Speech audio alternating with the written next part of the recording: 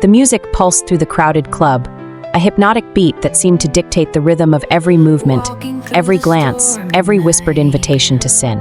Strobe lights flashed in dizzying patterns, illuminating a sea of bodies lost in dance, lost in the moment.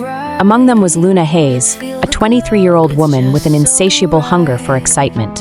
The world was hers to devour, and she intended to taste every bit of it. Luna was no stranger to the nightlife.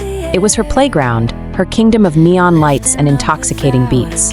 With long, wavy auburn hair cascading down her back, a confident smile that could melt even the most stoic of hearts, and an energy that made her the life of every party, she was magnetic. Tonight was no different. She arrived at the club with her best friend, Riley, laughing as they stepped inside. The night was young, and so were they. The air smelled of expensive perfume, sweat, and alcohol, a heady mix that made Luna feel alive.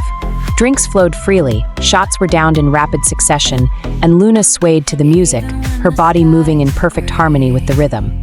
Strangers became friends in the span of a few songs, and inhibitions were nothing but a distant memory.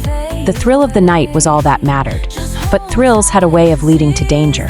It happened so quickly that Luna barely had time to react. One moment, she was laughing, flirting with a guy at the bar, a charmer named Devin with a sharp jawline and a smooth voice. The next, she felt her head grow heavy, her limbs sluggish. The music around her seemed distant, as if she were underwater. Her drink. A cold realization settled over her, cutting through the alcohol-induced haze. Someone had drugged her drink. Panic clawed at her chest as she tried to steady herself. Devin's hand was on her arm now, his grip firm. "You're looking a little out of it, babe. Let me take you somewhere quieter."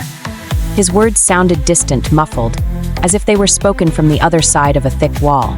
Her legs barely cooperated, but she managed to jerk away, shaking her head. "No, I just need Riley." Devin's charming mask slipped just for a second, a flicker of irritation flashing across his features before he quickly replaced it with a concerned smile. "Come on, sweetheart. Just let me help you." Help. That word sent another jolt of clarity through her. She had seen this play out before. Stories on the news, whispered warnings among friends.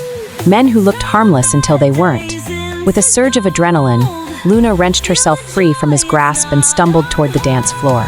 If she could just reach Riley, she'd be safe.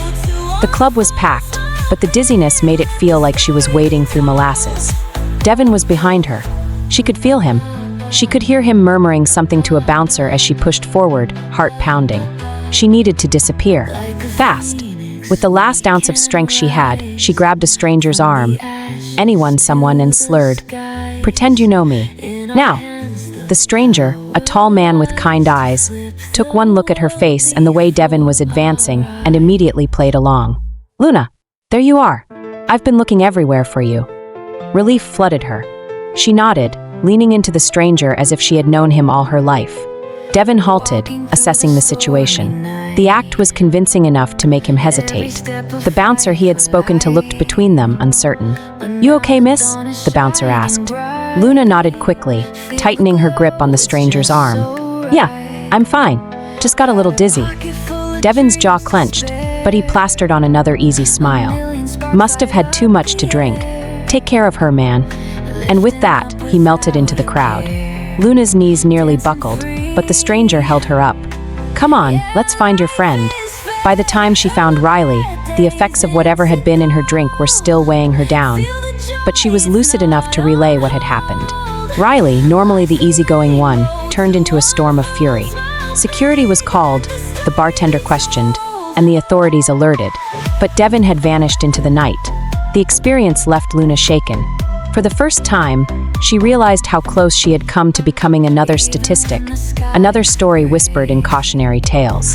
The party lifestyle had once felt invincible, but now she understood its dark underbelly. Luna changed after that night. The parties didn't hold the same appeal anymore, and she became more cautious, watching drinks being poured, staying close to friends, listening to instincts she had once ignored. The thrill seeker in her still existed, but now she sought excitement in safer places. Travel, adventure, and experiences that didn't leave her at the mercy of strangers. The world was still hers to devour, but now she chose the feast wisely.